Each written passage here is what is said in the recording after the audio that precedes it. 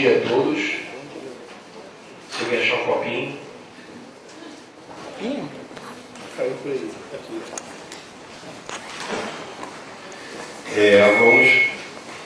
Vamos então dar início ao nosso último dia de evento. Obrigado a todos pela resistência física, psicológica, moral, mental de estar acompanhando a gente durante esses 3 longos e intensos dias. Muito legal chegar aqui de manhã e ainda tem uma galera que consegue chegar antes de mim. A gente está meia hora atrasado, peço desculpa. Acho que sim. Está do lado bem do lado do microfone. Tudo. Aí, melhorou? Então, a mesa de hoje só temos essa mesa pela manhã e depois vamos ter a cerimônia de encerramento, que quem estava aqui ontem com a surpresa que eu prometi para vocês. A mesa trata da legalidade do uso da ayahuasca no tratamento da dependência e as políticas públicas relacionadas a esse tema. Então, com a doutora Rosa Giove, de Itaquioase, o doutor Marcelo Leal, que não está por aí, o doutor Maurício Ribeiro, advogado, e o doutor Luiz Fernando Toffoli, da Coordenação de Saúde Mental do Ministério da Saúde. Então, por favor, doutora Rosa. Bom.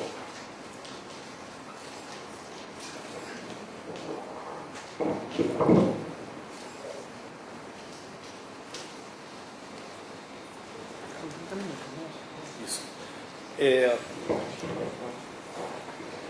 Bom, as falas hoje a gente mantém em 30 minutos e aí mais 30 para debate, e como a gente tem até meio-dia e pouco, meio-dia para encerrar, acho que vai dar para fazer um debate um pouquinho maior, mas também vamos tentar não se alongar muito. Vamos lá.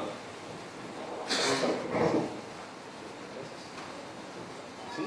Vou também não. Eles fizeram me quando foi.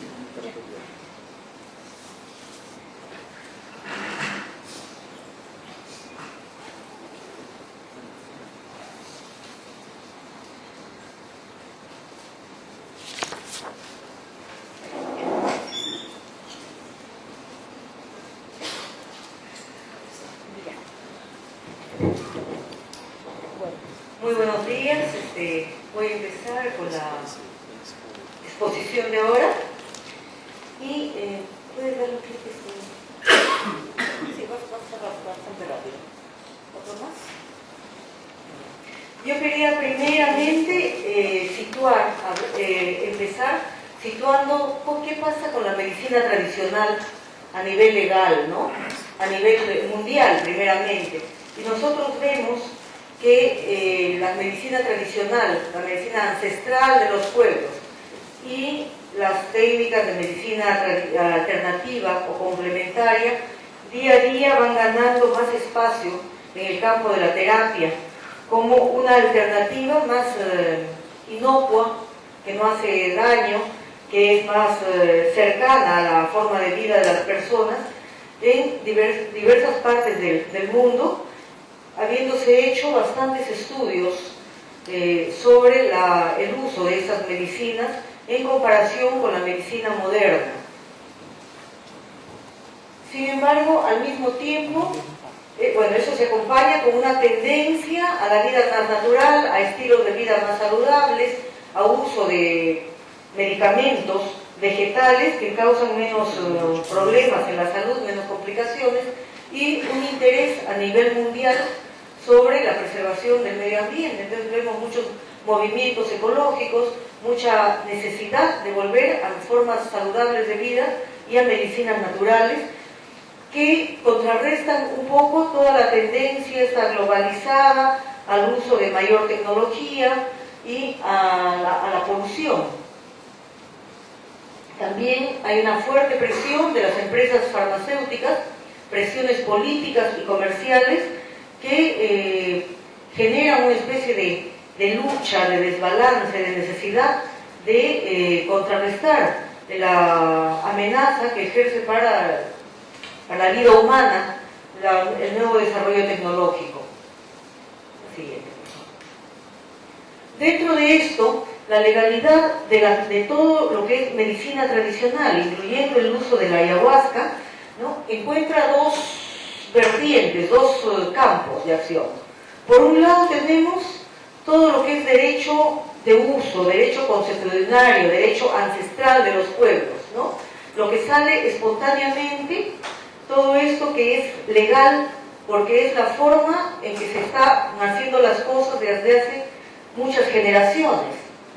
Tiene que ver con los usos y costumbres, con la cultura, también con la defensa y preservación del territorio y finalmente con los conocimientos y todos los procesos de la vida, no solamente de las poblaciones nativas, sino también de las poblaciones mestizas, urbanas, que están en estos territorios y que tiene como objetivo el buen vivir, ¿no?, la forma saludable de vida, frente de repente a un modelo de desarrollo que se nos plantea muchas veces desde afuera, desde países que no tienen nuestra cultura, nuestro peso, digamos, ancestral, ¿no?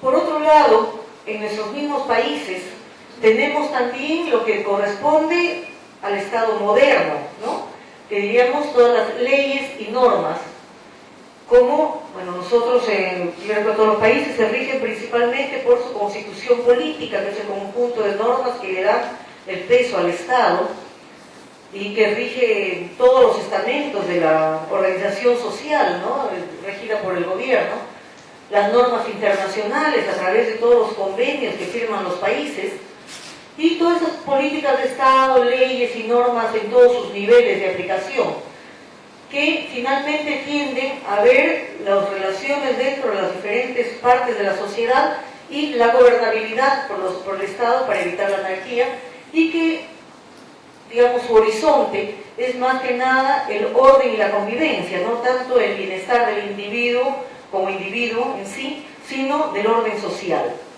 Frente a estas dos expectativas o metas que hay a nivel de la legalidad, ¿cómo posicionamos la ayahuasca? Vemos que para los pueblos indígenas, para la sociedad, al menos donde nosotros estamos, la ayahuasca y la medicina tradicional, ¿no?, solucionan los problemas de la salud. Actualmente tienen una amplia aplicación.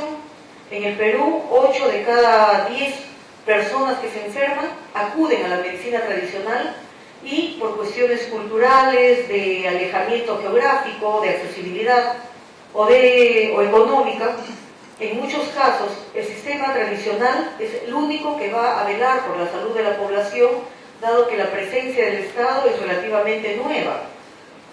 Entonces, dentro de todo esto, el ayahuasca o el ritual de ayahuasca, el uso de plantas, constituye la base de la cultura amazónica y del sistema médico tradicional.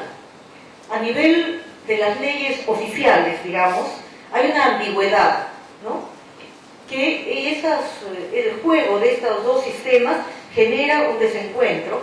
La siguiente, ¿no?, entre esos ambos sistemas legales, en que vemos que si bien hay leyes que norman los derechos económicos, sociales, culturales de los pueblos, esto al mismo tiempo, a la hora de operativizar, de bajar a lo concreto y a lo material, a lo que funciona en el día a día, dan como producto leyes que no son adecuadas a la forma de vida de las personas. Tenemos el derecho a los territorios, que es la base de la cultura. Una cultura ancestral tiene sus conocimientos, su forma de vida en su territorio, y eso es sumamente importante, es la base de la identificación étnica. Sin embargo, vemos una agresión constante por diferentes intereses, ya sea petroleras, mineras, ¿no?, por ocupar esos territorios, procesos de inmigración, inclusive de urbanización no planificada, que desconocen que esos sean terrenos ocupados. En el Perú, hace mucho tiempo, un presidente importante que hizo mucha obra, al mismo tiempo incentivó la migración de las personas de la costa y de las grandes ciudades a la Amazonía, diciendo que había muchas tierras disponibles y despobladas.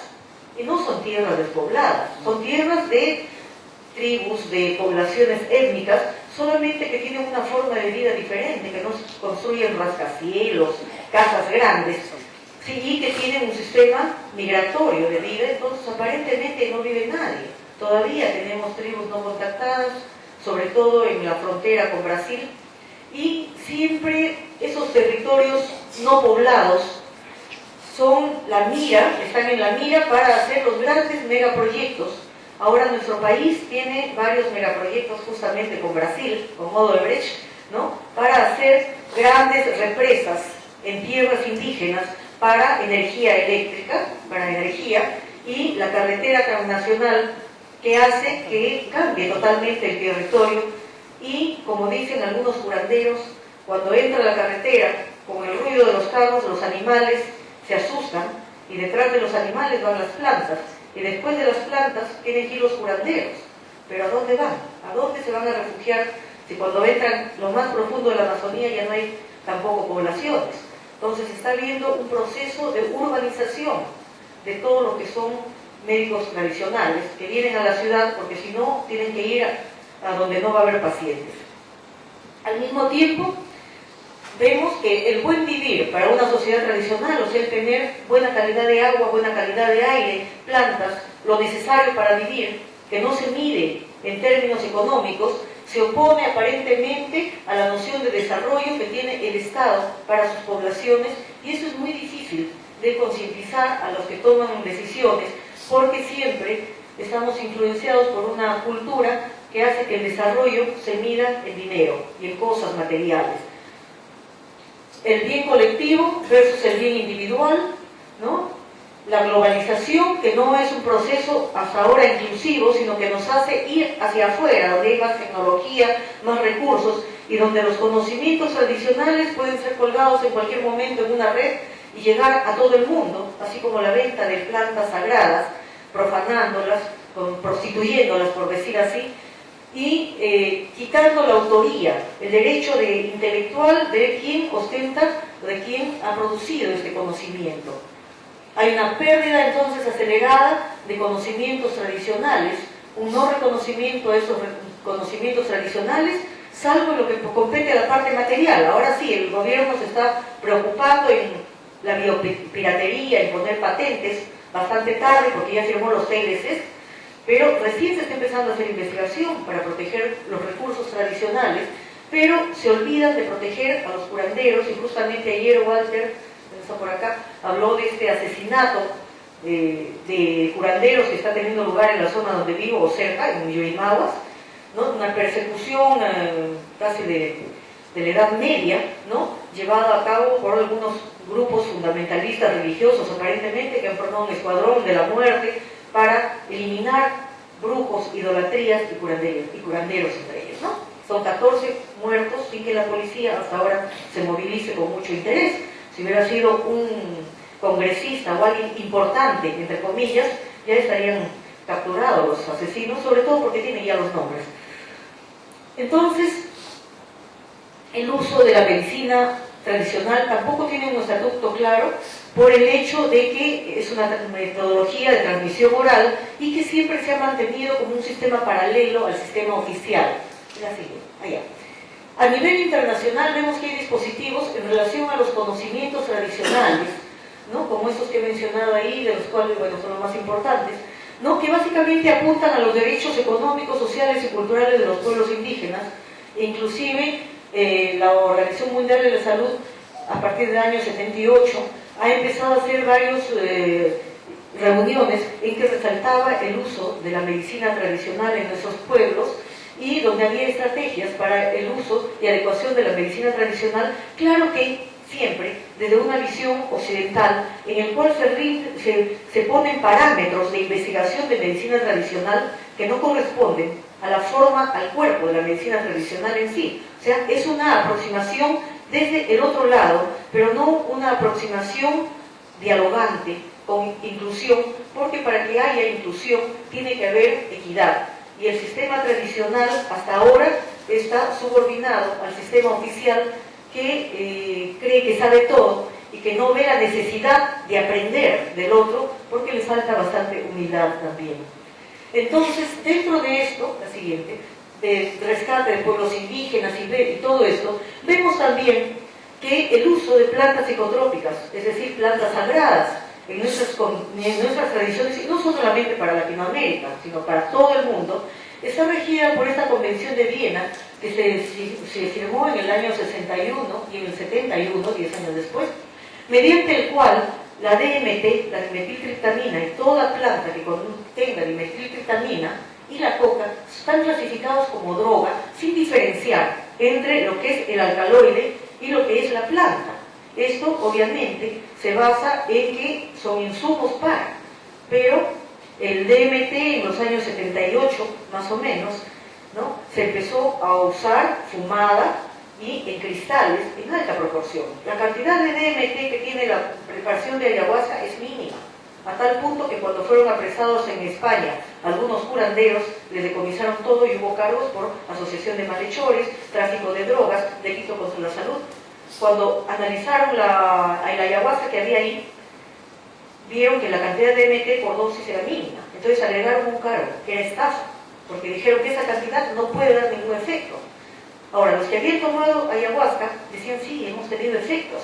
Y dijeron, sujeción, ¿no? Entonces vemos cómo todo encaja, ¿no?, en esta forma de pensar que ya ha hecho un prejuicio antes y que ya ha criminalizado, ¿no?, este tipo de medicina en un proceso que no es nuevo, porque las plantas sagradas, empezando por el tabaco, cuando salen de su contexto ritual de uso, de su contexto habitual, y van a otro espacio, casi siempre el uso se ha tergiversado y se pasa de ser planta sagrada, planta medicinal, a ser veneno, como ha pasado con la coca, como ha pasado con el tabaco, y como, si no nos preocupamos y hacemos las medidas de protección necesarias, puede pasar con el ayahuasca y con todas las otras plantas que utilizamos habitualmente. Vemos que en los diferentes países hay diferentes estatutos legales. Obviamente Perú, y creo que en muchos países, excepto Bolivia, que acaba de renunciar a la Convención de Viena, hemos firmado este convenio que impide el tráfico, ¿no? En algunos países las normas son más rígidas. Para países anglosajones, cuando algo no está prohibido explícitamente, es que está permitido. En otros países, especialmente Francia, que son bastante rígidos, cuando algo no está permitido legalmente, quiere decir que está prohibido. Es una cuestión de visión. Entonces vemos que el uso de ayahuasca en Francia y España está prohibido, ¿no? Es sujeto de cárcel. Y en Holanda, Brasil y Estados Unidos se ha aprobado el uso, pero dentro de un contexto de iglesia, de un contexto religioso, sin, digamos, reconocer el uso terapéutico que pueden tener estos recursos, ¿no? En Argentina y Chile hay una prohibición de entrada, no se puede llevar en el equipaje ayahuasca, y se ha llevado a cabo, como hemos visto también, acciones policiales que parecerían concertadas en diferentes espacios, ¿no? Siempre la irrupción policial en el momento de la sesión de ayahuasca, el examen médico de los participantes, y cuando encuentran taquicardia, que creo que si estuviéramos tomando desayuno y no hay ayahuasca y entraran 50 policías, pues tendríamos taquicardia igual, ¿no? Pero todo esto apunta a una especie de prohibición que no es casual, porque precisamente la Junta Internacional de Control de Estupefacientes, creo que se llama el JIFE, en junio de este año se ha reunido desde la ONU y ha recomendado a los países cuidar, vigilar, evitar el tráfico de las plantas psicotrópicas que se usan en medicina tradicional, mencionando el ayahuasca, el peyote, la iboga, el kata, entre otras. Y la justificación es que causan efectos adversos, como náuseas, vómito, que son fenómenos de autorregulación, debilidad, envenenamiento y flashbacks, con serias consecuencias en el bienestar de las personas. Eso es lo que dicen, ¿no? La siguiente, por favor. Dentro de los dispositivos legales que hay en el Perú, tenemos también un avance progresivo en cuanto a las políticas, a las leyes. Tenemos muy buenas leyes, la aplicación ya es otra cosa, ¿no? Tenemos que hay un Instituto de Medicina Tradicional, hay programas nacionales de medicina complementaria, ¿no? Y cuando entró el presidente Toledo en el 2001, hubo la declaración de Machu Picchu en que reconocía que los pueblos indígenas y todo poblador tenía derecho a recibir atención de salud según su cultura y según su idioma y según sus normas, lo que parecía abrir el campo a la medicina intercultural o transcultural, cosa que no se dio después en la parte operativa, porque hay un aparato estatal y de salud muy rígido, por decirlo así, es un aparato muy pesado para movilizar y implica un trabajo a largo plazo, sobre todo para abrir la mente de los funcionarios y de los profesionales, y no hay la ligación necesaria con las universidades. Las universidades no hacen egresar profesionales con visión intercultural. Entonces, yo cuando salí no sabía quechua, nada, ¿no? Estaba preparada para ir a una beca a Estados Unidos, sí, pero para ir a trabajar a mi país, al interior, donde se habla quechua, yo no estaba preparada, ¿no? Entonces, hay grandes diferencias, ¿no?, en la formación y en la calidad de los profesionales que salen. Yo creo que el médico peruano sale bueno, pero no adecuado para ir a poblaciones muy pobres donde la cultura es diferente a la cultura dominante de Lima. Se ha firmado un TLC en el 2009 y la visión de la Política Nacional de Salud para este decenio que termina en el 2012 dice integrar los aportes de la medicina tradicional e incluye aportes presupuestarios. Sin embargo, lo único que se ha hecho hasta ahora es una ley de adecuación del parto para el parto vertical y hacer algunos cursos aislados para tratar de aproximarse a las poblaciones, pero lo curioso es que aproximarse a las poblaciones no contactadas, que son los que no quieren contactarse, y los que están contactados se siguen un poco relegados, ¿no? Las universidades no conocen sobre medicina tradicional, excepto cursos aislados en el posgrado. El colegio médico tiene una comisión de medicina tradicional alternativa y complementaria que está empezando a aproximarse un poquito a los curanderos. Sin embargo, ahora hay un congreso mundial de medicina tradicional, alternativa y complementaria, y está invitado un ruso que va a hablar de medicina cuántica, un norteamericano que va a hablar de no sé qué, y un peso muy grande de la medicina complementaria e internacional, ya.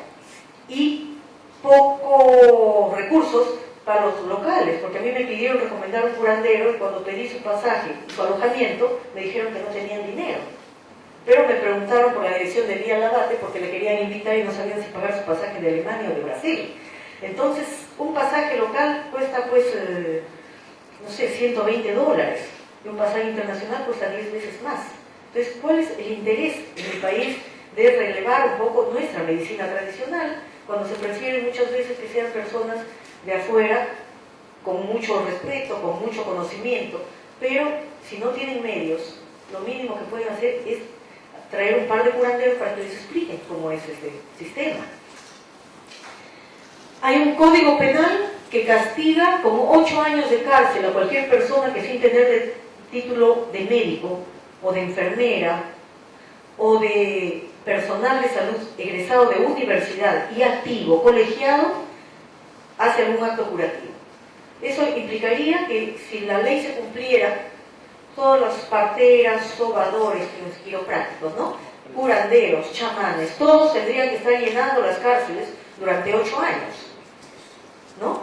Y dentro de este campo legal que hay ahí, ¿no?, dentro de todo esto, también hay mucho tráfico de ayahuasca, que ya voy a decirles un ratito, lo que nos obligó a tratar de proteger el uso de la ayahuasca y elaborar el dossier del archivo, ¿no?, para que pueda ser patrimonio cultural de la nación, cosa que se consiguió en el año 2004.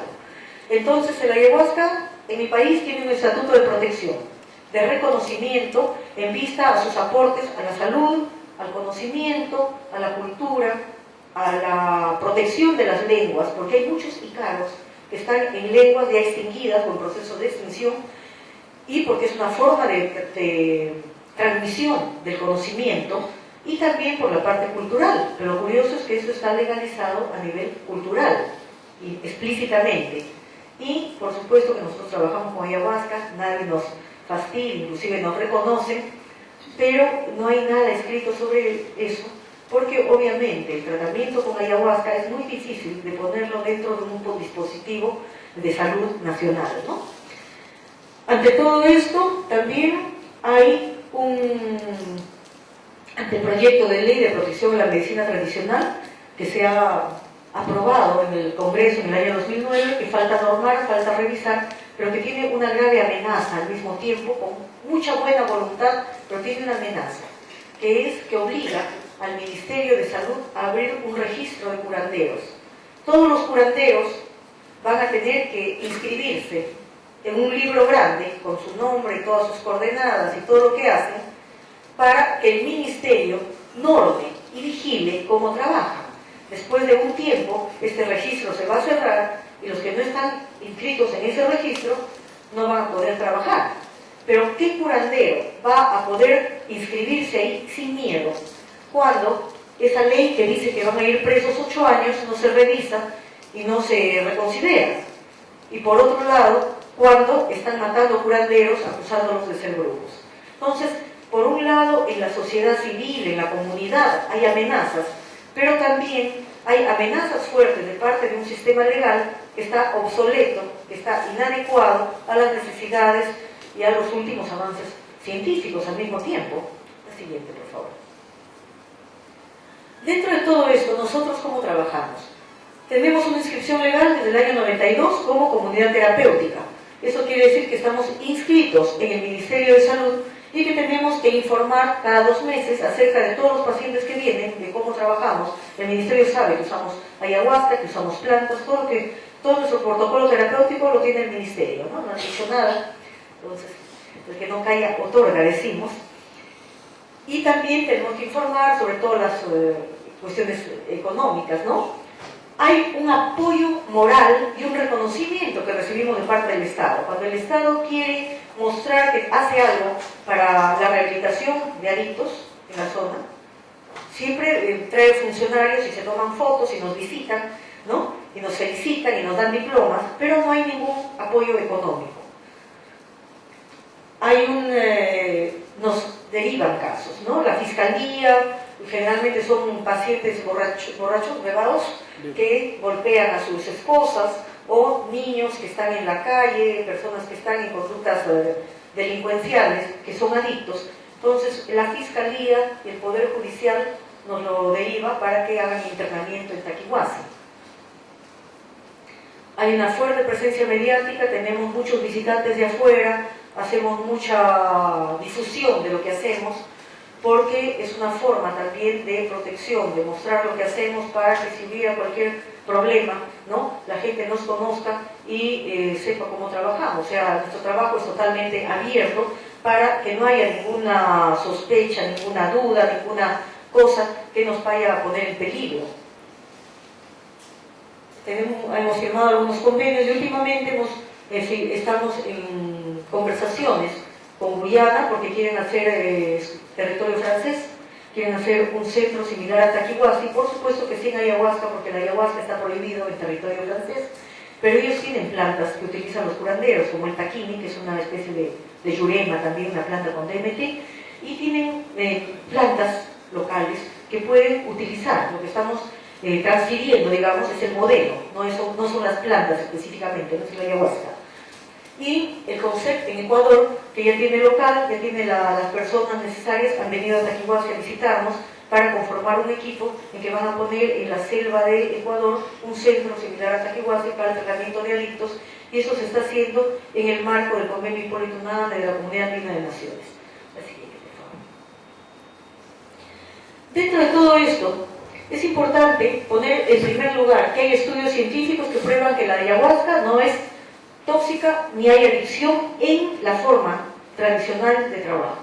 Y yo recalco esto porque últimamente hay bastante presencia en los diarios de fallecidos durante sesiones de ayahuasca, aparentemente, y dicen que la ayahuasca mató a 2 personas, ¿no? Ha habido noticias de Colombia, 4, 2 en Bucaramanga y 2 no me acuerdo en dónde, y en el Perú ha habido el paciente que dijo Walter ayer, y en ese mismo centro, yo creo que sí yo puedo decirlo sin ser infidente, es un centro puesto por una señora francesa que ha hecho unas cuantas sesiones de ayahuasca y que se cree chamana, ¿no? Y ese es un riesgo. En su centro, en este año, han muerto 3 personas hasta ahora, documentadas, ¿no? Entonces, ahí yo creo que podemos también nosotros reflexionar a quién se le mueren los pacientes. Otro paciente que salió en los diarios en el Perú fue un checoslovaco que compró ayahuasca en el mercado, la concentró y la tomó solo y entró en coma. Pero entró en coma, después se supo, porque había vomitado durante la sesión, se había expirado y había hecho hipoxia, ¿no? Después le quitaron la culpa a la ayahuasca, pero el problema es que una vez que eso sale en los medios de comunicación, ya la gente se va formando, sobre todo cuando no están en estos medios, una idea tergiversada. Entonces, hay amenazas a la medicina tradicional, como la pérdida de conocimientos tradicionales, el surgimiento solamente de ayahuasqueros. Nadie quiere ser partera ni ser sobador, porque eso no da dólares, ¿no? Hay una deriva comercial entonces. No se está transmitiendo los conocimientos, los curanderos están muriendo sin transmitir sus conocimientos.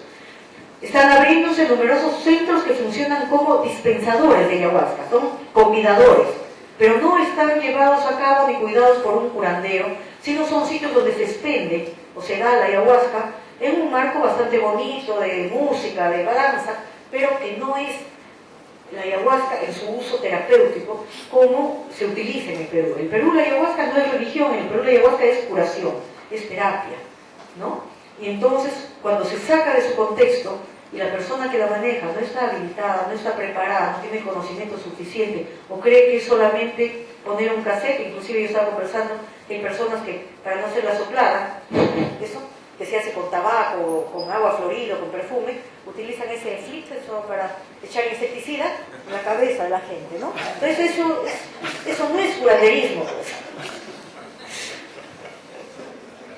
Ha habido ayahuasca rey, fiestas de ayahuasca, ¿no? Con música moderna, con tambores, en una gran concentración, con un tabladillo, todo el mundo tomaba su ayahuasca como si fuera una fiesta de la cerveza o algo así.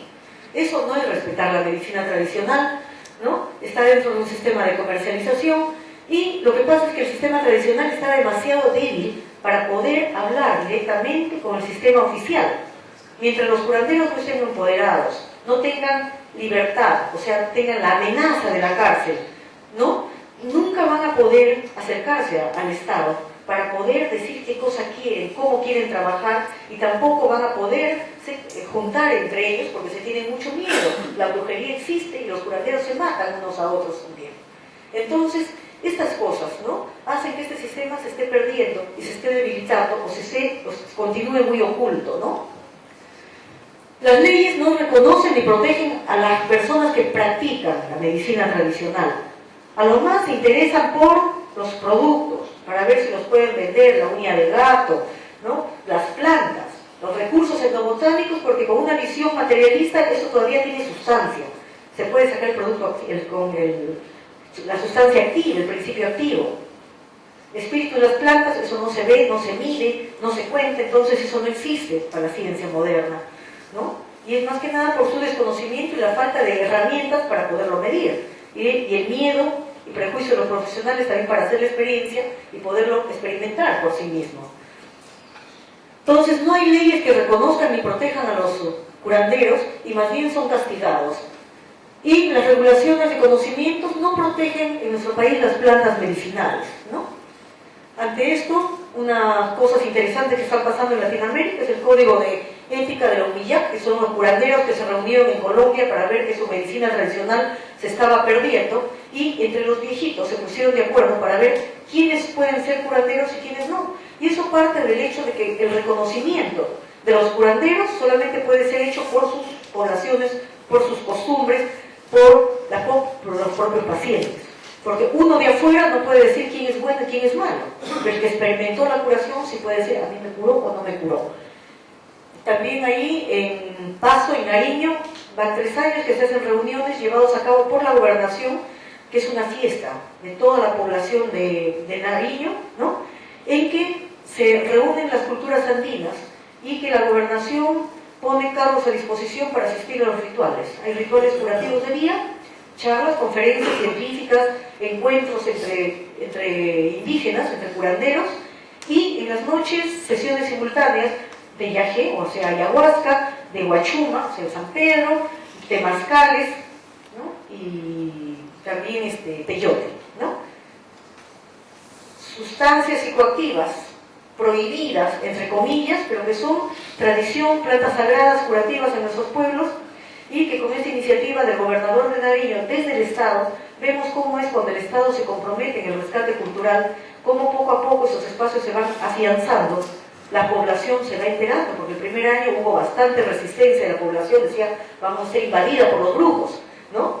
Y este último año la población se dio cuenta que hay turismo, que hay danza, que hay teatro, que la cultura se va afirmando, fortaleciendo, y así como el sistema de medicina tradicional. La siguiente, por favor. Sí, no pasó. No pasó. No pasa nada. Ah, no pasa nada. No sé qué pasa. Bueno.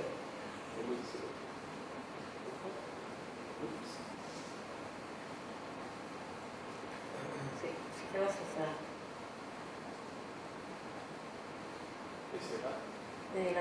la anterior si se puede. No, nada más arriba. Ah, no, ya está. Sí, esa nomás. Ya. Bueno, sí, ya, esa era la despedida entonces. Bueno, entonces básicamente yo como conclusión podría decir que es importante para todas las personas que trabajamos con medicinas tradicionales y especialmente con ayahuasca, incentivar la investigación. No porque el sistema médico tradicional necesite ser validado por la medicina occidental, porque prácticamente la medicina tradicional es una medicina abuela, muy antigua, y la otra es relativamente nueva. Digo relativamente porque tampoco es muy moderna ni muy nueva. Los últimos avances científicos no llegan a las poblaciones, al menos en mi país, ¿no? Los médicos que estamos trabajando en provincia, estamos bien lejos de tener herramientas siquiera para hacer una tipificación de linfocitos o para hacer una investigación así simple, tenemos laboratorios simples, ¿no? Pero la investigación es importante, porque precisamente todo el uso o mal uso que a veces se hace en nuestras poblaciones de la ayahuasca hace que sea necesario reafirmar la no toxicidad, ¿no? Reafirmar que no es adictivo, porque es la primera cosa que puede movilizar a una prohibición, ¿no? Quitarle las características de droga, ¿no? Ponerla en un campo terapéutico, y eso implica mucha responsabilidad de todas las personas que están utilizando este medicamento, porque si no va a venir la prohibición, se va a prostituir, se va a prohibir, ¿no? Y se nos va a quitar un recurso terapéutico muy, muy importante, muy valioso. Tiene que haber espacios de encuentro donde conozcamos lo que piensan los curanderos, porque nosotros, por más que tengamos muchos años de investigación y de experiencia, estamos aprendiendo de un pueblo ancestral y que, como dijeron ayer, a veces hasta 40, 50 años de conocimiento. Entonces no podemos hablar ¿no? Yo creo que la época de ser ideólogo, como dicen algunos, ¿no? Estudiosos de las culturas indígenas, ya ha pasado. Ahora hay que tratar de que ellos se empoderen, de que puedan conversar con nosotros de igual a igual, ¿no? Ponernos un poco con el orgullo de costado y tratar de aprender de ellos, de su forma de vida, de lo que ellos nos pueden enseñar, ¿no?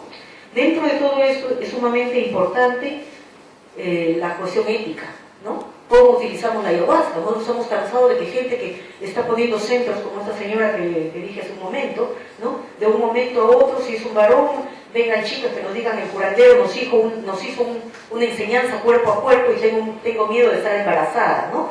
Entonces, hay ese tipo de cosas, ¿no? Problemas sexuales, problemas de abuso a nivel de económico, engaño, ¿no? Entonces, hay charlatanería. Hay que cuidar mucho, porque como es un campo que es un poco así marginal, también no hay normas precisas.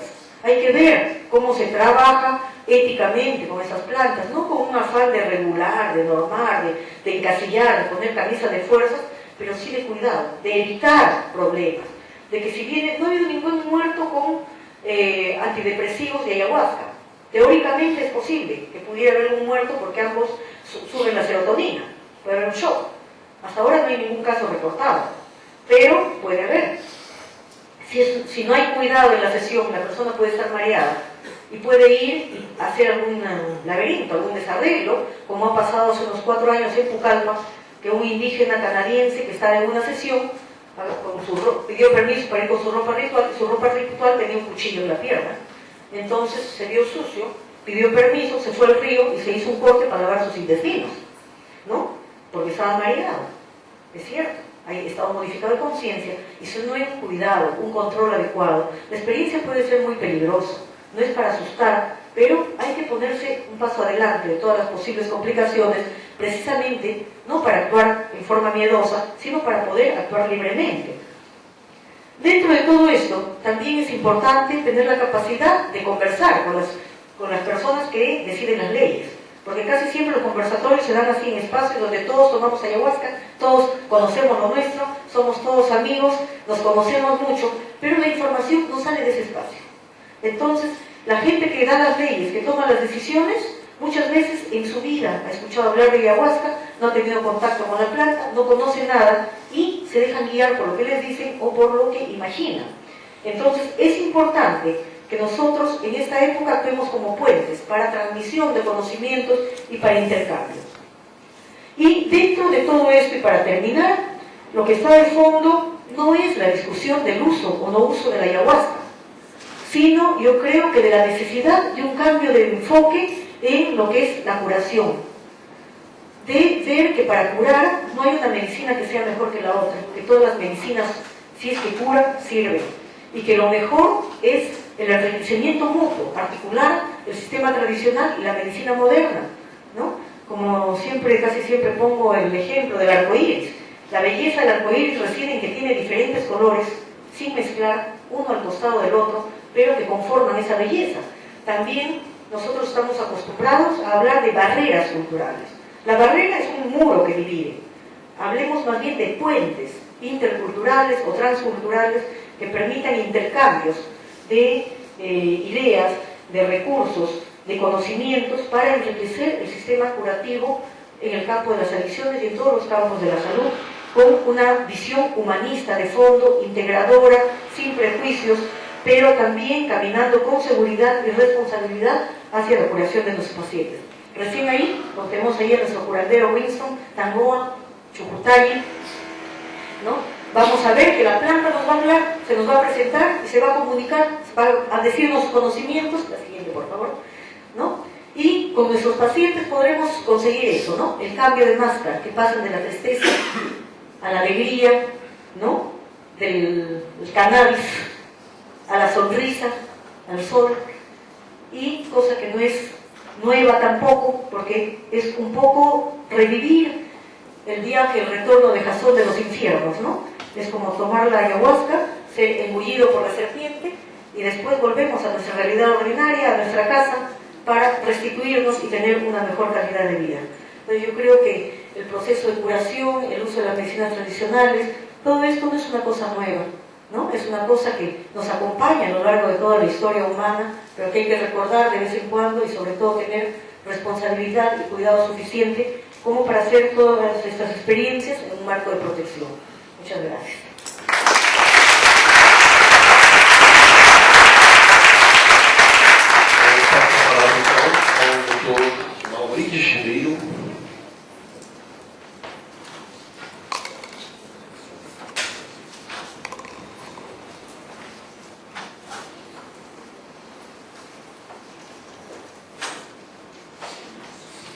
Bom dia, eu agradeço o convite para essa mesa. Eu acredito que depois da apresentação da doutora, eu não vou projetar nada, eu só queria poder enxergar o que eu anotei.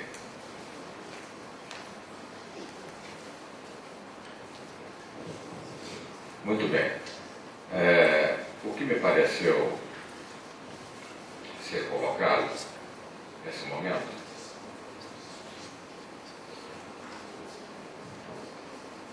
e já foi muito bem colocado aqui pela doutora Rosa, não é que essa mesa pretende, pelo formato do seminário e pela temática que nos foi proposta, responder basicamente a duas questões: o que fazer e como, não é?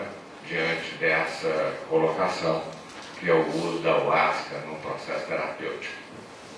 Pois bem, e acredito que essa perplexidade, essa ansiedade decorre, evidentemente, por se tratar de uma substância psicotrópica e com todos esses adventos, enfim, decorrências que já vinha aqui relatando a doutora Rosa. Pois bem, trazendo essa questão para a realidade brasileira, que é rapidamente o que eu me proponho a fazer dentro de uma perspectiva legal, que é a minha área, não é? Eu vejo a possibilidade desse equacionamento, uma vez que nós já temos, no Brasil pelo menos, a situação da ayahuasca, de certa forma, embora ainda muito estigmatizada, evidentemente, todos sabem disso, não é? Ela já goza de um status especial por não se tratar de uma substância proscrita. Portanto, ela não está, hoje, em razão da sua utilização ritualística, isso foi reconhecido e ratificado por inúmeros pareceres aqui, até recentemente, pelo Conselho Nacional de Políticas de Drogas, Políticas Públicas sobre Drogas, não é? O seu uso ritualístico, o seu uso, portanto, religioso, lhe dá um status que permitiu a retirada dessa substância da lista de substâncias proscritas. Portanto, ela já goza de um status diferenciado das demais substâncias, não é? Quando nós procuramos, por exemplo, equacionar situações como o uso terapêutico da cannabis, nós nos deparamos com um maior problema em razão exatamente de se tratar de uma substância proscrita, de uma substância proibida, que tem o seu uso incriminado, não é?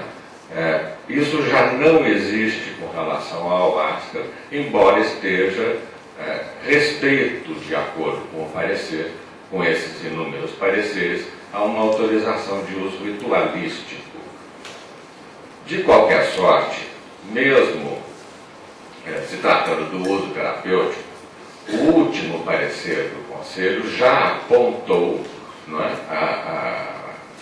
a possibilidade dessa modalidade de uso, embora não tenha expressamente se manifestado de uma forma definitiva com relação a essa utilização, já aponta essa possibilidade e indica a necessidade, e aqui, novamente, nós convergimos os discursos, indica exatamente a necessidade da realização de pesquisas nessa área para a consolidação das possibilidades terapêuticas da substância.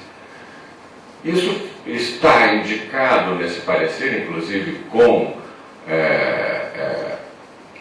a possibilidade de formação de um grupo de trabalho no âmbito da própria Secretaria Nacional de Políticas Públicas de Drogas, mas, de qualquer sorte, isso nunca foi efetivado. Ficou lá e permanece parada essa questão, não é? Sem nenhuma implementação. Pois bem, o que ocorre no momento? O que nós verificamos é a necessidade, portanto, da implementação dessas pesquisas. E esse laço que se faz, portanto, da universidade, trazendo esse debate, não é? E abrindo esse campo de pesquisas, que ainda é incipiente, visa exatamente dar esse respaldo científico questionável, como nós vimos aqui no discurso anterior, evidentemente, mas que é necessário para que a gente possa implementar efetivamente a utilização da ayahuasca com essas finalidades terapêuticas, uma vez que, para tanto, ela precisará se adequar aos regulamentos que nós veremos agora seguido com o Dr. Toffoli, né, aos diversos regulamentos, enfim, para que se possa ter, por exemplo, uma comunidade terapêutica com essas características próprias, com uma utilização de uma substância psicotrópica. Seria uma comunidade terapêutica, e agora com o avanço que nós verificamos na política de saúde mental, embora particularmente isso eu vejo com uma certa contrariedade, mas de qualquer forma há aqui uma modificação corrente com o avanço das comunidades terapêuticas. Não vejo razão para que não ocorra, por exemplo, a possibilidade de uma comunidade terapêutica dirigida por uma religião morrasqueira. De qualquer sorte, isso ainda é uma questão a ser melhor analisada, melhor examinada e de qualquer maneira também ela deverá se integrar no sistema SUS, fazendo frente aqui, tendo que cumprir toda a regulamentação necessária. Seria uma comunidade terapêutica com essas características religiosas que também se utilizaria de um princípio de redução de danos, porque afinal de contas ela estaria promovendo uma terapia de substituição. Mas nesse momento essa terapia ainda não é autorizada, porque ainda não se encontra efetivamente regulamentada em função dessa falta de base de pesquisas científicas, que é o momento que a gente precisa estar cuidando e implementando. Então eu creio que exista, embora a lei de drogas esteja aqui vigente, nós não temos a incidência da lei de drogas propriamente dita como um perigo no horizonte, não é? Porque a substância não é considerada uma substância proscrita, mas nós temos, evidentemente, esse problema da autorização para o uso litúrgico e não para finalidades terapêuticas. Então você fica nesse limite, até que ponto você pode avançar na utilização dentro da nossa regulamentação, dentro da legislação brasileira. E por isso a necessidade de implementação das pesquisas nessa área. O que a gente verificou, por exemplo, com as pesquisas que tentamos realizar com cannabis, isso é possível mesmo com as substâncias proscritas, mediante autorizações, enfim, do Ministério da Saúde, mas a hora que você vai tentar implementar uma pesquisa dessa natureza, você não avança por entraves burocráticos e por questões culturais. Você efetivamente não consegue, embora você tenha um respaldo legal, você não consegue a implementação dessas pesquisas em função do estigma, em função mesmo de questões burocráticas, como conseguir a substância, como você vai ter acesso a esses insumos, de que maneira isso vai ser guardado. Todas essas questões são colocadas para barrar os financiamentos e mesmo as autorizações com relação a pesquisas nessa área com substâncias psicotrópicas. Há a possibilidade de se caminhar, mas ainda há uma série de percalços aqui, uma série de problemas a ser resolvidos, né? Mas possíveis de equacionamento aqui dentro de uma perspectiva normativa pura e tão somente. É essa a questão que eu estou enfocando, não é? Nós também temos uma lei que pune o curandeirismo, não com tanto vigor quanto no Peru. A nossa lei, a punição, a pena máxima é de 2 anos, embora seja também uma punição de natureza criminal, enfim, mas eu creio que é essa a única possibilidade que restaria ainda aqui pendente, uma punição com relação a esse crime de curandeirismo, não é?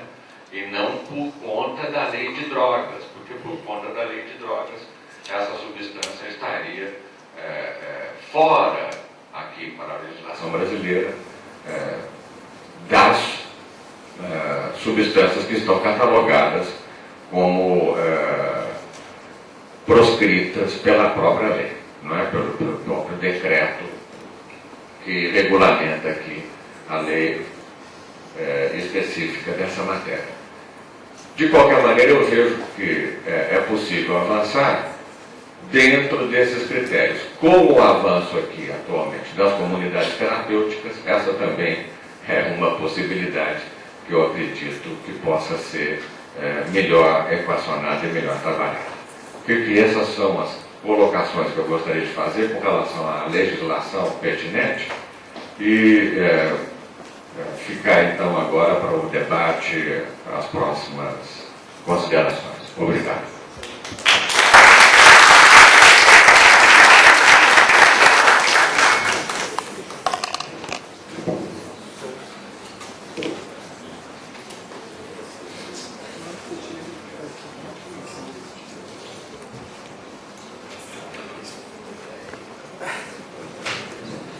Gostaria então de passar a palavra ao Dr. Luiz Fernando Toffoli, que está aqui representando o Ministério da Saúde, a área de saúde mental do Ministério da Saúde.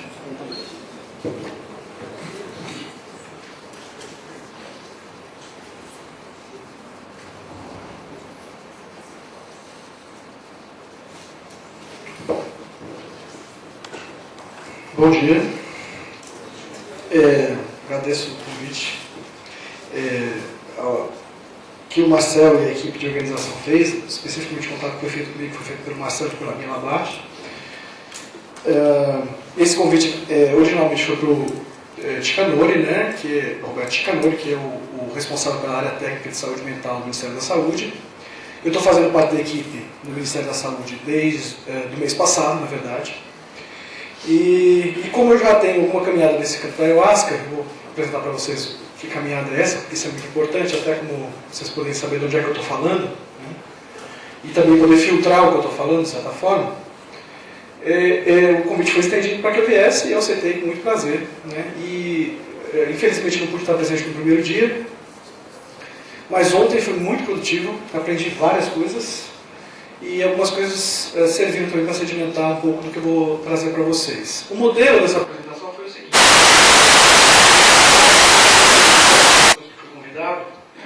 Para a Bia e para o Marcelo, de que eles trouxessem perguntas, que seriam as perguntas interessantes para a gente discutir aqui, apresentar a perspectiva do Ministério da Saúde, e mais especificamente da área técnica de saúde mental, eu vou chamar de saúde mental do Ministério da Saúde, a respeito do uso terapêutico da ayahuasca, mais especificamente, em geral e mais especificamente no campo do uso problemático de substâncias.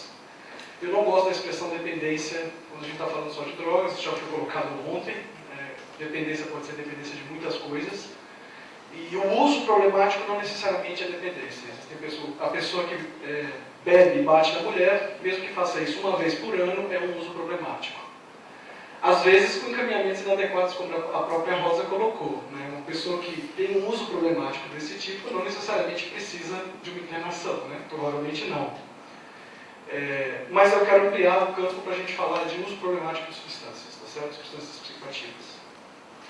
Bom, então primeiro, só para você, assim, eu fiz a apresentação em cima da imagem, da belo quadro, né, da Clancy, que chama Deusa da Floresta, né?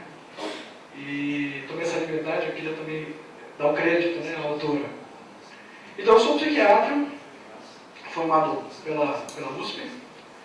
Eu sou paulista, moro no Ceará e sou professor em Sobral, na Universidade Federal do Ceará, no campus de Sobral. Eu sou sócio da União Vegetal e eu coordeno a Comissão de Saúde Mental da União Vegetal, no momento. Eu também estou pesquisando no campo, eu também tem mais essa também, sou pesquisador do campo e atualmente nós estamos fechando um estudo, coordenado pelo Paulo Barbosa, vou falar mais desse estudo mais para frente, porque ele tem a ver com uma das perguntas, sobre o uso de drogas no sócio da União Vegetal, história do uso de drogas no sócio da União Vegetal. A gente já fechou a coleta de campo e agora estamos analisando os dados. A amostra é muito grande, mais de 1.500 pessoas, um estudo epidemiológico. Nós vamos ter algumas informações interessantes sobre isso, embora a gente não esteja falando especificamente de uso terapêutico. E agora o consultor do Ministério da Saúde, que vem falar aqui para vocês em nome das respostas do Ministério da Saúde. Não quer dizer que o que eu vou dizer não esteja, de alguma maneira, temperado, né, pelas minhas visões nesse campo. E acho que em algum momento eu posso também fazer uma discussão dizendo, olha, agora não é o Ministério da Saúde que está falando, quem está falando é o Toffoli. E, especialmente quando a gente for para o debate, eu acho. Bom, a organização das perguntas foi basicamente a seguinte, né, desse sistema que a gente bolou, dialógico, de trabalhar. São 3 classes de perguntas que nós vamos abordar aqui. Um é sobre o uso religioso e o uso terapêutico em geral e quais as posições do Ministério da Saúde em relação a essas vertentes. O outro é sobre pesquisa científica. As 2 pessoas que me antecederam já falaram da importância de fazer pesquisa, né? E eu já adianto que vou falar isso também. E, por fim, perspectivas futuras. E aí, quando eu estou falando de pesquisa, eu estou falando, inclusive, e mais especificamente de pesquisa biomédica. Eu vou explicar por que isso. Não por uma opção pessoal, mas por uma questão estratégica. Então, vamos ver primeiro as questões sobre o uso religioso e o uso terapêutico. Então, a primeira pergunta que foi feita foi qual a posição oficial do Ministério da Saúde sobre o uso terapêutico da ayahuasca em geral, ou seja, não só para dependência ou para uso problemático de substâncias.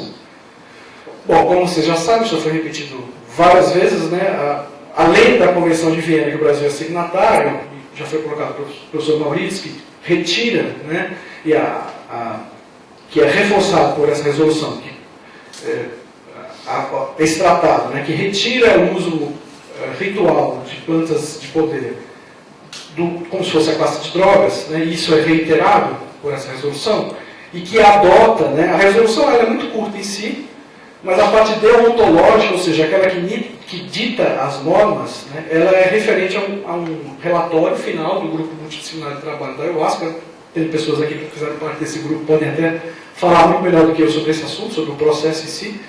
Mas esse relatório final é que, de certa forma, dita algumas das regras, e quando eu vou me reportar a resolução, na verdade, quando eu coloco, é o que é colocado nesse relatório, tá certo? Algumas das decisões e recomendações que são colocadas. Então, essa e o Ministério da Saúde, né, como fazendo parte do CISNAD, eu vou explicar isso para vocês mais adiante, ele é, de certa forma, signatário desse documento também.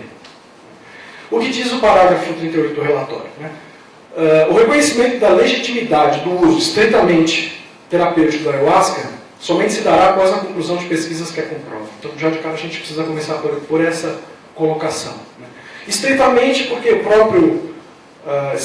próprio documento coloca que existe a possibilidade de transformações e curas no uso religioso da ayahuasca. Mas aqui nós estamos falando especificamente de uso terapêutico com fins terapêuticos e não com fins de busca pessoal, aonde, né, em qualquer religião, mesmo as que não usam sacramentos psicoativos, isso pode acontecer. Isso só vai acontecer. Então, a posição do Ministério é aquela que segue a resolução. Tá certo?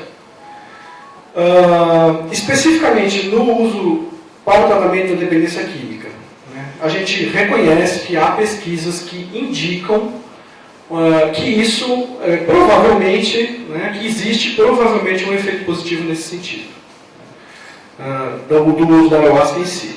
Embora a gente não pode em nenhum momento desprezar que essas pesquisas foram feitas dentro de um espaço ritual, e mesmo quando é utilizado dentro dos preceitos da medicina tradicional, ela também tem um corpo de procedimentos, vamos dizer assim, nós usamos uma palavra médica, essa palavra não é muito adequada, mas só para vocês entenderem o que eu estou querendo dizer. O tempo todo essa tensão vai acontecer, essa metáfora, né, entre o que é o procedimento da medicina convencional e os procedimentos da medicina tradicional. Mas toda vez que a gente fala desse impacto, nós não estamos falando do impacto, até onde a gente pode dizer, da substância ou do líquido, né, do chá pura e simplesmente. Isso não pode ser ignorado de maneira alguma. O que a gente sabe é que o corpo de evidência para a gente poder legitimar atualmente, e essa é uma opinião pessoal minha, né, atualmente, para a gente poder chegar a dizer e fazer a defesa, já é o momento da regulamentação, porque já está suficientemente provado que a ayahuasca tem efeito terapêutico no campo das dependências. Na minha opinião, ainda não há momento para se dizer isso, ainda não é o momento. Só é necessário que haja mais substanciação, mais dados, especialmente num campo particularmente polêmico, que é esse. Nós não podemos ignorar esse fato. Nós estamos nós estamos num cenário que se tornou mais conservador politicamente recentemente. Vou falar um pouquinho mais sobre isso mais adiante, mas é preciso que, evidentemente que sempre haverá vozes contrárias, até por razões ideológicas. Mas, para se poder afirmar com uma maior tranquilidade, poder mover para a ação, eu acho que esse momento não é agora ainda. Então, mais uma vez, precisamos de mais pesquisas. Qual a posição do Ministério da Saúde sobre a Resolução 01/2010 do CONAD? Aqui, especificamente, vocês vão me perdoar pela resposta extremamente burocrática, mas é isso mesmo. O Ministério não cabe, o Ministério da Saúde, fazer qualquer julgamento sobre a resolução, porque, a rigor, o Ministério da Saúde tem assento no SISNAD, o Sistema Nacional de Políticas sobre Drogas. O CONAD é o órgão deliberativo do SISNAD. O CONAD emitiu essa resolução, o Ministério da Saúde aceita, faz parte, ele é signatário. Lembrando que o assento, que são 2 assentos que o Ministério da Saúde tem no SISNAD, um dos assentos é da Agência Nacional de Vigilância Sanitária. E esse nome, Anvisa, é um nome que vocês têm que manter em mente. Todos aqueles que querem, de alguma maneira, que o processo da legalização do uso terapêutico da ayahuasca. Esse é um ponto que tem que ser levado sempre em consideração. O decreto que determina o SISNAD é esse aí, se alguém quiser anotar. Eu vou colocar algumas peças de legislação que eu acho que quem não conhece é bom conhecer. Todos eles estão disponíveis pela internet. Então, é o decreto 5.912, de 27/9/2006. Ele determina como é montado, como é organizado o SISNAD. E qual seria, na opinião do Ministério da Saúde, o caminho para a realização, o caminho legal para a realização desse tipo de tratamento? Então, o caminho da regulamentação, vocês me perdoem porque isso é meio chato em apresentação, mas eu vou ler o que está escrito no parágrafo 38 do relatório GNT, o relatório do grupo multidisciplinar, que é corroborado pela resolução 01/2010. Então, qualquer prática que implique fins estritamente terapêuticos, por isso que eu coloquei a palavra estritamente ali antes, quer seja da substância exclusivamente, ou seja, o uso biomédico no hospital, dar o chá e ver o que é que dá, quer a associação com outras substâncias ou práticas terapêuticas, deve ser vedada. Então, é uma das poucas coisas que diz que não se pode fazer nessa resolução, que está colocado dessa forma. Até que se comprove sua eficiência por meio de pesquisas científicas realizadas por centros de pesquisa vinculados a instituições acadêmicas obedecendo às metodologias científicas. No momento, haveria 2 caminhos. Um caminho é seguir o que está indicado aqui. O outro caminho é mudar o que está aqui escrito. Essa é uma opção política. O Edward McRae já falou que talvez o clima atual não seja ideal para fazer essa mudança do ponto de vista político. Então, atualmente eu não vejo outro caminho, eu pessoalmente, e o Ministério da Saúde, muito mais ainda como signatário, a não ser fazer pesquisa. Nós vamos falar um pouquinho mais sobre como essa pesquisa poderia ser feita. Eu quero fazer me alongar um pouquinho mais sobre isso. Bom, e aí vem uma outra pergunta que é um desdobramento de uma coisa que foi falada pelo Maurício. Como o Ministério da Saúde avaliaria a atuação de uma comunidade terapêutica que utilizasse como recurso terapêutico e religioso a ayahuasca? Bom, então tem o que diz o relatório, o uso terapêutico que tradicionalmente se atribui à ayahuasca dentro dos rituais religiosos não é terapia. Parágrafo 36. Constitui-se um ato de fé. Curiosamente, este é, de certa forma, um dos argumentos que é utilizado pelas comunidades terapêuticas, em geral. A cura se dá por um ato de fé. Embora agora, cada vez mais, a situação tenha se tornado mais ambígua, porque as comunidades terapêuticas que, de certa forma, viveram durante muito tempo um pouco à margem do SUS, estão querendo entrar dentro do SUS. E aí um ponto importante que a gente tem que pensar que entrar no SUS significa se submeter a determinado conjunto de regulamentações que possivelmente não se colocavam anteriormente. Há quem defenda que comunidades terapêuticas, na verdade, não são entidades de saúde, conforme as que nós temos no Brasil, não estou falando especificamente da ayahuasca, que são as exceções, mas as que existem, seriam parte, por exemplo, do Sistema Único de Assistência Social, o SUAS, e não necessariamente o SUS. Certo?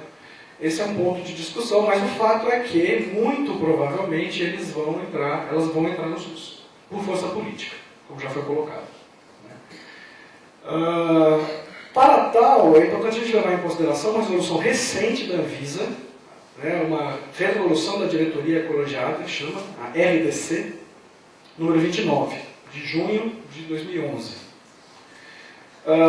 que regulamenta como é que devem funcionar os padrões mínimos, né, de vigilância sanitária, uma comunidade terapêutica em geral. Qualquer comunidade terapêutica do Brasil que queira se colocar, e principalmente que queira fazer parte do Sistema Único de Saúde, tem que respeitar a série de regras que estão colocadas nessa resolução, que eu recomendo que vocês leiam e conheçam melhor essa documentação. Eu tenho um detalhe interessante que diz o seguinte: logo no primeiro artigo, no parágrafo único, né, dessa resolução, está colocado assim: o principal instrumento terapêutico a ser utilizado para o tratamento de pessoas com transtornos decorrentes do uso, abuso ou dependência de substâncias psicoativas deverá ser a convivência entre os pares. Então, o que determina o efeito, vamos dizer assim, terapêutico de uma comunidade terapêutica, segundo o que determina a Anvisa, segundo o que regulamenta a Anvisa, é a convivência. Então, não é um ato de medicação, por exemplo, não é um psiquiatra passando remédios nessa comunidade terapêutica. Mas também não é servir a ayahuasca. Então, lembre-se disso. Embora não esteja necessariamente proibido. Mas é importante que se coloque que o que deve ser terapêutico é a convivência. O que diz também essa resolução, no artigo 19, é o seguinte: no processo de admissão do residente, isso é importante não só para a gente pensar aqui no campo da ayahuasca, mas no campo religioso em geral. Porque a maioria das comunidades terapêuticas tem uma ligação com religião. E se elas querem fazer parte do SUS, o SUS é laico. O SUS não tem nenhuma religião que determine, então ele deve ser para todos os brasileiros. Então, deve ser garantido o respeito à pessoa no processo de admissão e também no processo de tratamento, né? Ou de cuidado, não sei se a gente pode até usar a palavra tratamento ou não, depende de como você entende a palavra tratamento. O respeito à pessoa e à família, independente da sua etnia, credo religioso, ideologia, nacionalidade, orientação sexual, essa é uma questão bem importante, antecedentes criminais ou situação financeira. E a outra coisa, a permanência voluntária. Isso é colocado aqui porque, apesar de se dizer que a permanência é voluntária, a gente sabe de várias comunidades terapêuticas onde as pessoas são trancadas. E apesar de, teoricamente, a transformação dever se dar pela relação entre as pessoas, por esse cuidado, uma rede de cuidados que se estabelece, nós sabemos de vários abusos, né, vinculados, inclusive, ao fanatismo religioso. Então, esse é um ponto que tem que ser levado em consideração também. Em princípio, ninguém que viesse a participar de uma suposta comunidade terapêutica com o uso da ayahuasca não poderia ser obrigado a beber o chá. Isso é um ponto muito importante. Sobre uma comunidade terapêutica da ayahuasca, aqui teve um errinho aqui que eu... Então, não poderia exigir o uso do chá dos seus participantes, teria que respeitar os procedimentos para novos adeptos que estão no relatório GMT. Quer dizer, verificar se a pessoa tem história de transtorno psiquiátrico, se está usando algum medicamento psiquiátrico, tudo que está colocado lá, que eu acredito que vocês conheçam. Né? Agora, a pergunta que eu faço para vocês, eu não tenho uma resposta para isso, é: será que a melhor forma de se chegar a se conquistar a legitimação da terapêutica da ayahuasca para a dependência química, será que nesse momento a melhor maneira é forçar a barra através das comunidades terapêuticas? Já dizer, está estabelecido, está funcionando, vocês vão ter que aceitar? Uma das coisas que a gente tem que levar em consideração é que eu esqueci o nome da sociedade que congrega as comunidades terapêuticas, eu esqueci o nome dela agora, mas nós estamos falando de um conjunto de entidades cuja tolerância ao uso de qualquer substância é muito pequena. As comunidades, onde seria o lugar das comunidades terapêuticas da ayahuasca? Elas poderiam se incestar dentro dessas comunidades terapêuticas, que não é como nós vimos ontem, na apresentação da Taniele. E ela foi considerada uma das melhores, talvez a melhor comunidade terapêutica do Brasil. E mesmo lá a gente viu a prática da homogeneização, a prática da pasteurização do tratamento. As pessoas não sendo vistas na sua individualidade, mas sendo vistas como uma regra geral de como devem ser atendidas. Será que isso é uma coisa que combina com a própria processo de desenvolvimento individual e espiritual que a ayahuasca proporciona? É uma coisa a se pensar. Não quer dizer que é a única maneira de uma comunidade terapêutica funcionar. Nós temos exemplos da Taquiwase de ontem que também mostram outros caminhos. Mas tudo isso deve ser sopesado, tudo isso deve ser calculado, e a gente tem que saber que muitos abusos são cometidos no Brasil em nome da terapia dentro das comunidades terapêuticas. Esse cuidado deve estar sempre na mente de vocês. Certo? Então, do ponto de vista estratégico, será que essa é a melhor opção? Realmente eu não tenho resposta para isso, não. Uma outra pergunta muito interessante. O uso religioso da ayahuasca poderia ser classificado como uma forma de medicina tradicional, complementar ou alternativa? Na verdade, quem respondeu essa pergunta foi a Rosa. Ela, numa perspectiva mais internacional e mais peruana, eu vou aqui puxar um pouquinho para como vocês já sabem, como é que a sociedade brasileira vê essa questão. Né? Primeiro é o seguinte, existe uma política nacional de medicina e práticas complementares. Se vocês botarem no Google, Política Nacional de Medicina Natural e Práticas Complementares, vocês vão encontrar um documento que regulamenta essa política. Tá certo? O que é que diz? Né? A medicina natural, tem que definir esse documento. É do SUS, é do Ministério da Saúde. A medicina natural e as práticas complementares contemplam sistemas médicos complexos e seus recursos terapêuticos. Eu quero frisar aqui a pergunta. A pergunta foi assim. O uso religioso da ayahuasca pode ser classificado como uma medicina tradicional, complementar ou alternativa. Religioso, certo? Diz a Amadeu Luz, que é a grande teórica brasileira sobre o assunto, que desenvolveu o conceito das racionalidades médicas, ela é uma socióloga da saúde, né, da área da saúde coletiva, uma grande figura da saúde coletiva brasileira. Diz que as outras racionalidades médicas, né, não só da medicina biomédica convencional, né, teria que apresentar, para ser considerada uma racionalidade médica, uma medicina natural, complementar, alternativa, né, teria que ter teorias próprias sobre o processo de saúde e doença, um diagnóstico e um processo terapêutico. E aí, exemplos na própria política, né, que são... A política coloca esses 3 exemplos, né, como exemplos de medicinas alternativas. A medicina tradicional chinesa, a homeopatia e a medicina antroposófica. A ayurvédica foi por minha conta, mas ela também serviria para ser considerada, né, dessa maneira. O critério que é considerado uma medicina natural e práticas complementares, ela decorre de uma trajetória histórica e a legitimação de um conjunto de práticas dentro do país. E, embora, no meu entendimento, se a gente for analisar o conhecimento que é trazido aqui pela Rosa e pelo Jacques, acho que nós podemos falar de uma racionalidade, sim. A palavra racionalidade também não sei se cabe, porque acho que são mais práticas, como foi discutido ontem também. Mas acho que a gente pode falar de um conjunto, né? Eu não sei se é um conjunto teórico, não sei se dá para a gente falar em teoria, acredito que não. Mas eu acho que nós podemos falar que é uma prática, é uma medicina. É uma medicina. Só que não é uma medicina legitimada no Brasil. Esse é o ponto. Então, para se poder fazer uma luta para poder incluir através desse viés, é necessário fazer uma batalha, que é essa batalha, num lugar que tem mais aceitação para isso do que nós, que é o Peru, me parece, sabe, pela sua apresentação, que tem mais aceitação lá do que aqui, e já é difícil lá. Né? Eu não estou dizendo que essa luta não deva ser combatida. Né?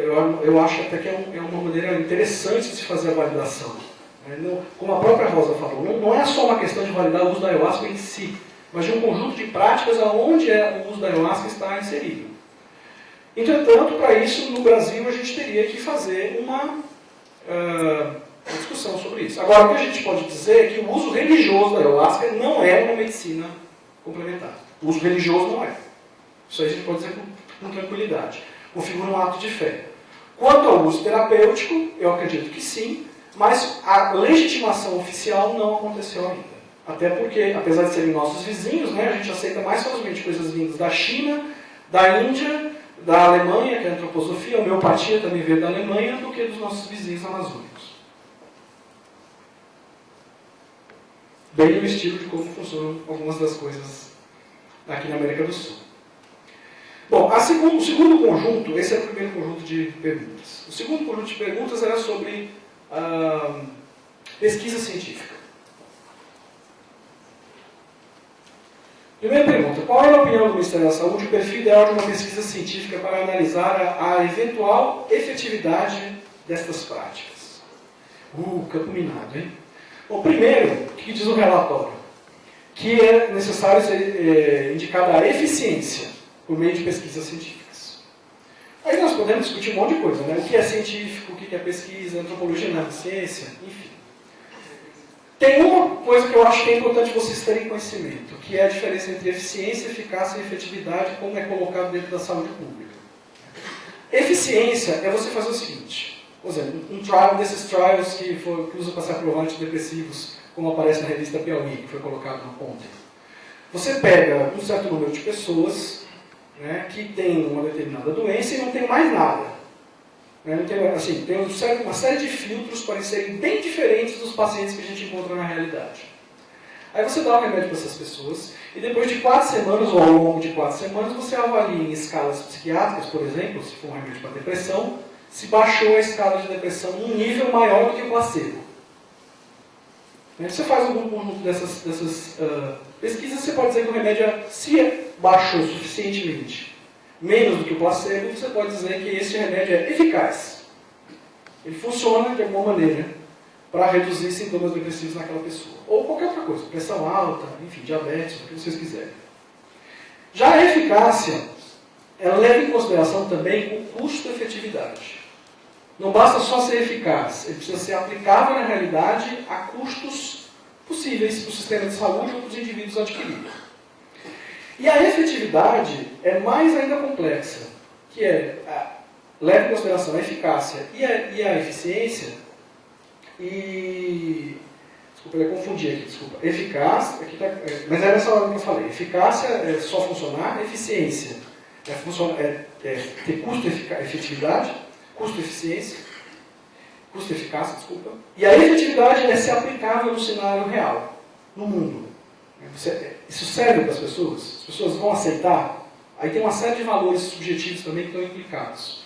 As pessoas vão procurar esse tratamento tem como ter acesso dentro do sistema. Então esse é no mundo real.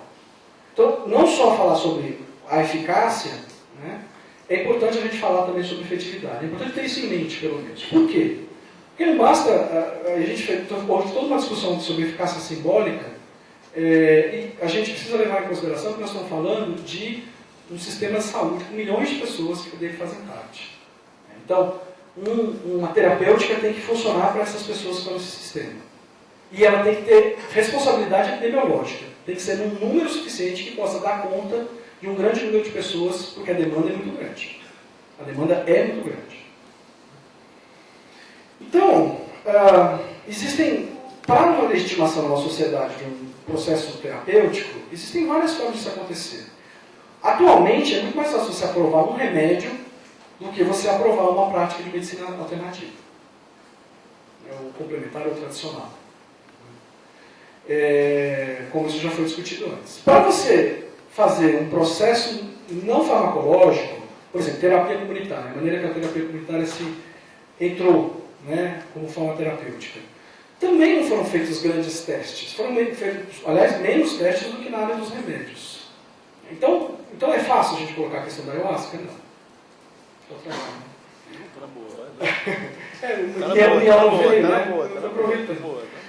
Então, só que aí, bom, como vocês sabem, nós estamos lidando com um sacramento ativo, não é um sacramento placebo, uma hóstia. Não vou dizer que a hóstia não funcione, mas é placebo. Deve ter algum impacto, porque as pessoas utilizam a hóstia e se sentem, de alguma forma, levadas com isso. Mas nós estamos falando de um sacramento que não é placebo, ele é ativo. Né? E com propriedades psicodélicas, não vamos esquecer essa palavra. Existe resistência na sociedade para isso. Né? Então nós estamos falando, né, e não só isso, porque eu acho que é importante a gente levar em consideração que todo o processo da ayahuasca envolve um conjunto de, entre aspas, tecnologias.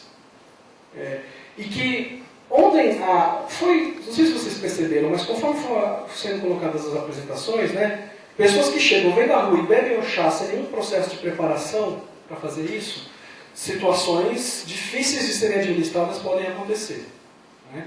E aí quando a gente vai conversar com quem tem experiência dessa medicina tradicional, que não usa só ayahuasca, a gente percebe que existe todo um processo, toda uma aprendizagem, que eu estou chamando de tecnologia. Se me perdoem que a palavra talvez não seja muito adequada, mas só para vocês entenderem o que eu quero dizer.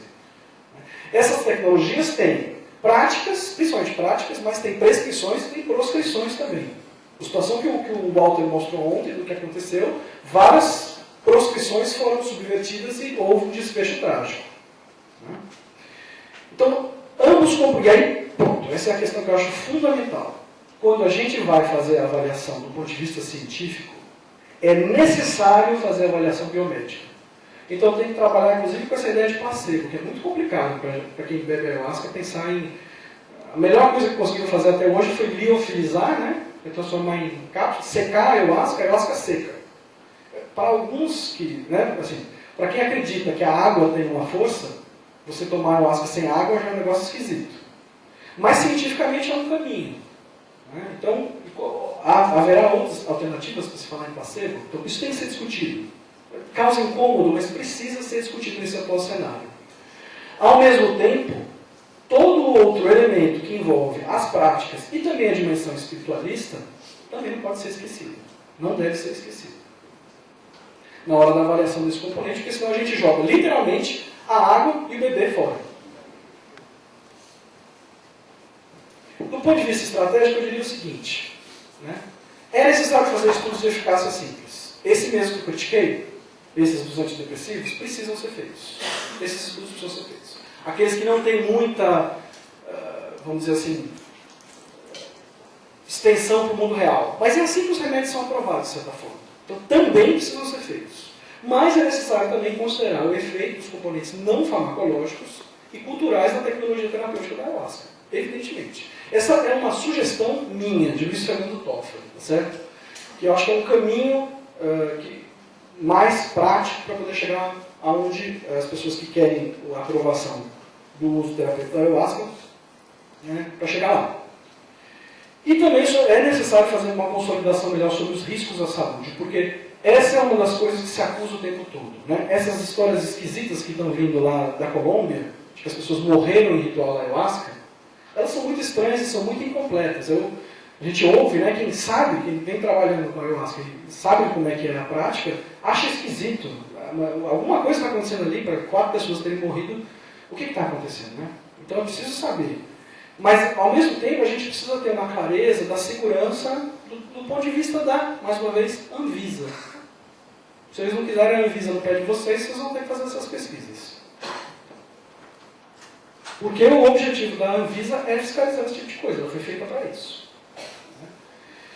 Quanto às ações políticas, eu acho que essa seria uma outra alternativa, seria mudar as regras, né? Como isso já foi discutido previamente, talvez não seja um cenário para agora, mas no futuro poderá ser um cenário possível de transformação.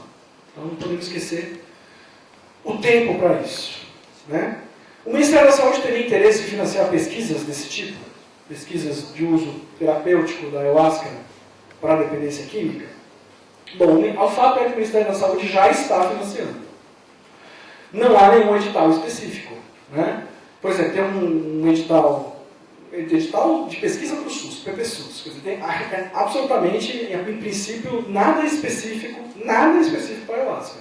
Mas, por exemplo, a professora Heloísa Caldas, da UNB, aprovou uma pesquisa da avaliação toxicológica. Vocês me perdoem, né? Mas são os toxicologistas que estão pedindo. Se vocês não pedirem, não se aliarem a institutos de pesquisa para fazer essas pesquisas, quem vão fazer, por exemplo, são os toxicologistas, que têm um viés natural. Eu não sei especificamente o caso dela, mas a maioria das vezes, quando um toxicologista quer estudar alguma coisa, ele quer olhar o que é que não presta. Pelo viés profissional. E é a obrigação deles também fazer isso. Né? Então está aí uma pesquisa que já está sendo financiada por um edital do DECIT, que é o Departamento de Ciência e Tecnologia da Secretaria de Ciência e Tecnologia e Insumos Estratégicos do Ministério da Saúde. Mas não só isso.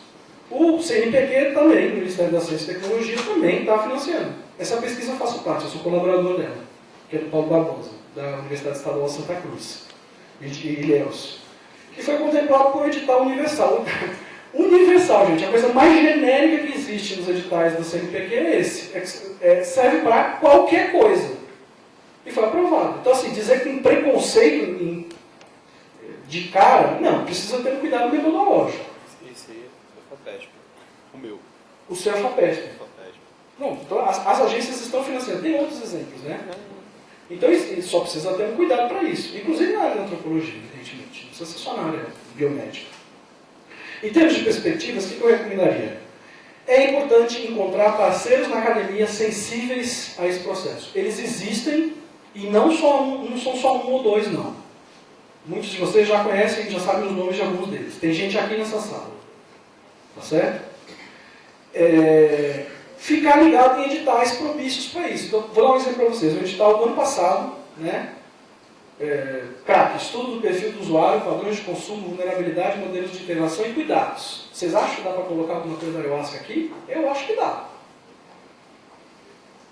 Agora, o edital específico sobre a ayahuasca, eu não acho que ele vai sair agora, não. E nem nos próximos anos. É palpite, né? Isso é minha opinião pessoal. Tá certo? Evidentemente que não existe o interesse do Ministério nesse caso imediato em relação a isso. Agora, só em relação a uma coisa que o Dr. Maurício falou, que é sobre é muito tranquilo fazer... É muito mais tranquilo fazer pesquisa com ayahuasca do que com cannabis. Em relação à disponibilidade, regulamentação, já está sendo feito. O pessoal da USP de Ribeirão fez estudos terapêuticos em hospital, então já está sendo feito. Né? E não é muito complicado, não tem sido complicado. No caso, foi fornecido pelo Daime. Tem outras religiões que também estão fornecendo para outros pesquisadores para se fazer pesquisas. Para concluir, esse ponto, haveria interesse do Ministério da Saúde em recrutar algum dos grupos presentes nesse encontro para um estudo piloto? Não. Não cabe ao Ministério da Saúde ter esse papel aqui. Na verdade, eu acho que o movimento é contrário. É a sociedade que tem que ir atrás. Agora sim, o terceiro item são as perspectivas futuras. Então, a pergunta das perspectivas futuras começou assim. No caso de que seja comprovada a eficácia terapêutica do uso da ayahuasca para o tratamento da dependência, 3 pontinhos. Aí vinham as perguntas. Então eu quero fazer só falar rapidamente sobre essa hipótese. Né? No momento, essa questão da hipótese, o Ministério da Saúde não pode se posicionar diante de uma hipótese. Infelizmente, né, não dá para a gente chegar e dizer assim, ó. Então primeiro precisa a hipótese se efetivar ou não para a gente poder fazer uma discussão. O que eu vou trazer são, para não deixar as perguntas sem resposta, trazer alguns elementos que identificam pontos de similaridade aonde essas áreas poderiam trabalhar e poderiam acontecer uma vez que essa hipótese fosse comprovada. Mas esta não é uma resposta oficial. Nós não estamos dizendo que o Ministério da Saúde vai apoiar ou não vai apoiar diante da hipótese. Porque não vamos trabalhar com hipótese, não vamos trabalhar com especulação. Né? O importante é que é o seguinte, vocês levarem em consideração que o Ministério da Saúde tem adotado uma postura plural em relação à terapêutica do uso problemático de substâncias. Tem espaço para todas as abordagens que queiram e possam contribuir, né? Mas nós não podemos assumir posições diante de hipóteses. Uma pergunta é, né, dentro da hipótese ter sido comprovada, como se avaliaria a integração dos serviços que usassem a ayahuasca na rede de atenção? Essa é uma pergunta complicada. Nós estamos falando do serviço público. E como seria, né? Isso aí é até difícil da gente responder. O que eu acho que a gente pode responder genericamente, que são respostas bem genéricas mesmo, do SUS, é que qualquer serviço de saúde que queira ser integrado, né, dentro de uma terapêutica, né, nesse país, tem que ser pautado pelos princípios do SUS, tem que estar sob a égide da Lei 8080, que é a lei que regulamenta o SUS, e do decreto que foi emitido recentemente pelo presidente para regulamentar essa lei. Certo? Tem que estar dentro daí. Mais especificamente do campo da saúde mental, a gente pode dizer que alguns princípios precisam ser respeitados também. Eu vou nomear alguns deles. Autonomia dos sujeitos, autonomia dos indivíduos, né? Respeito aos direitos humanos, que essa é uma área na área da saúde mental, e na questão das drogas, que é constantemente ofendida, e os princípios da não manipulização, ou seja, a perspectiva do tratamento na comunidade, que as pessoas possam estar inseridas no mundo onde elas vivem para poder serem tratadas. E serem tratadas lá também, se quiserem. Não demora muito não, né? Não, tá boa, segue passa. Haveria espaço para práticas derivadas, por exemplo, do vegetalismo peruano dentro do SUS? Eu acho que eu já falei bastante disso, né? Eu falei previamente sobre as medicinas tradicionais complementares. É uma pergunta muito instigante. Eu, enquanto pessoa, Luiz Fernando Toffoli, vejo com simpatia a ideia, mas um sistema de saúde não sou só eu, né? Mais uma vez, é precoce para a gente dar uma resposta hipotética em relação a isso. O que a gente pode dizer aqui, no SUS tem abertura para as medicinas naturais e práticas complementares. O que eu já disse para vocês são chinesas, alemãs, indianas, né? Não são peruanas. Mas Em teoria, não existiria um obstáculo para isso, mas para isso é necessário haver uma legitimação, entre aspas, oficial. E, de certa forma, isso reflete, né, essa aceitação das práticas, vamos dizer, práticas xamânicas, entre aspas. Isso é uma causa para as pessoas que estejam envolvidas nesse campo. Porque isso reflete a aceitação ou a não aceitação dessa sociedade em relação a tudo que é indígena. Vou dar um exemplo para vocês. Eu moro no Ceará. O Ceará não tem índio que fala mais língua original. Mas vocês sabem por que isso aconteceu? Porque eles foram aldeados, várias etnias, foram ajuntadas em aldeamentos que depois viraram cidades, algumas são cidades hoje em dia, onde eles foram colocados para conviver e eles tinham que falar em português para poder se comunicar. E as línguas originais desapareceram. Mas, ao mesmo tempo, é um dos estados do país onde existe o maior traço da cultura indígena em toda a população, e mesmo sendo absorvido pelos brancos, pelos de ascendência branca e europeia. Mas ainda existem muitas pessoas com feições indígenas.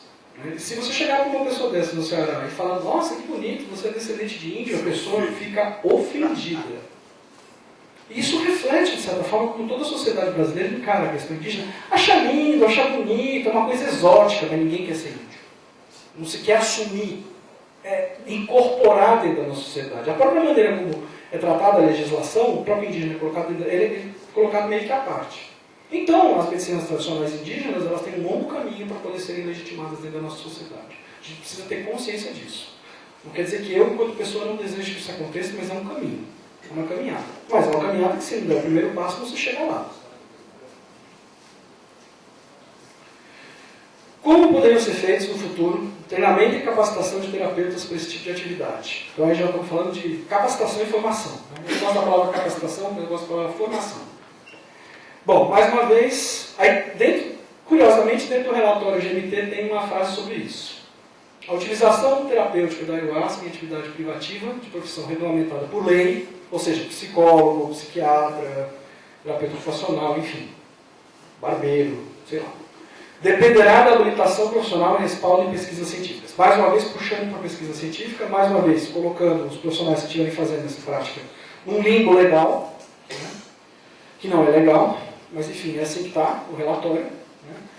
Né. O que a gente pode dizer é que, do ponto de vista da formação e da capacitação, né, é preciso saber quais são as, aí falando como educadora, sou eu que estou falando, a gente precisa saber quais são as competências mínimas para alguém ser xamã. O que o xamã tem que saber fazer?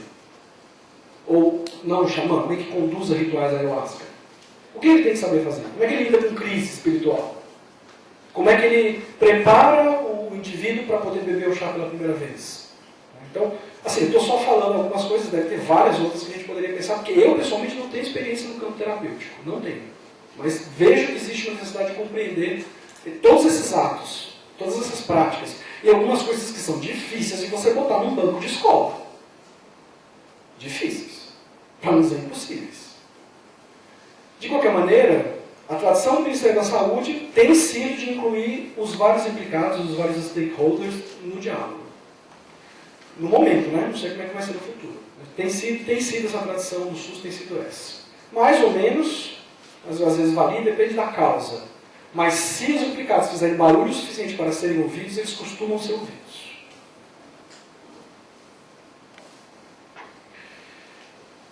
Como poderia ser promovida uma interlocução entre o Ministério da Saúde e os grupos presentes nesse encontro no futuro? Bom, o que eu posso dizer para vocês em relação a isso é que o Ministério está aberto para o diálogo. Se não tivesse, não estaria respondendo as perguntas. Então, essa é uma resposta. Estamos abertos ao diálogo. Né? Muito bem, é por aí que eu queria terminar. Quero dizer que sou grato à atenção de vocês e vamos conversar mais sobre esse assunto. Tá bom?